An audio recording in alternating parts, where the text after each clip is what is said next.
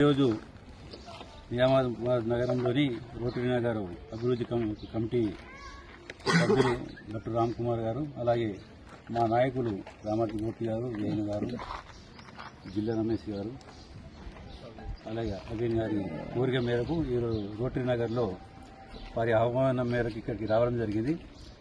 పలు సమస్యలను వారు మాకు చూపించడం జరిగింది. ఇక్కడ వాస్తవంగా చూస్తే నాకే బాధగా ఉన్నది. ఇటువంటి అభివృద్ధి కూడా గత 20-25 ఏళ్ల నుంచి జరగడం లేదని చెప్పి ఇక్కడ కాలనీ వాళ్ళు తెలపడం జరుగుతుంది.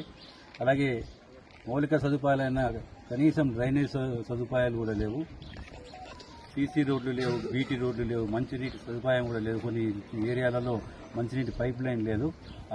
ఆ సమస్యలన్నీ ఇప్పుడు నాకు దృష్టికి తీసుకురావడం జరిగింది.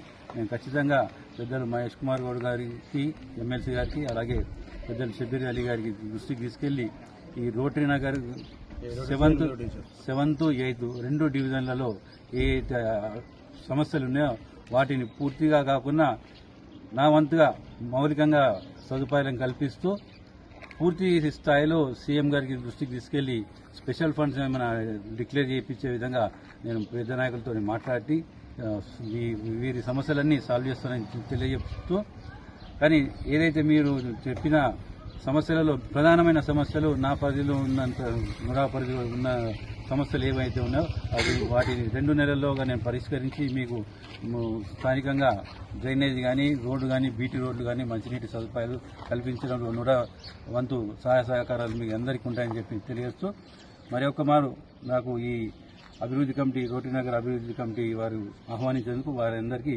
ధన్యవాదాలు తెలియజేస్తూ, సదా మీ వెంట మేము కాంగ్రెస్ పార్టీ ఉంటుంది. ఖచ్చితంగా ఇది ప్రజాపాలన, రేవంత్ రెడ్డి గారి నాయకత్వంలో ప్రజాపాలన విజయవంతంగా నడుస్తుంది. మీ సమస్యలన్నీ సీఎం గారి దృష్టికి తీసుకెళ్లి ఎంత నిధులు అవసరం ఉంటే అంత నిధులు ఈ 5 ఏళ్ల పాటు కాంగ్రెస్ పాలన ఉన్న రోజులు మీకు అన్ని సమస్యలను పూర్తి చేసేలా మేము చైర్మన్గా మీకు మాటిస్తున్నాం.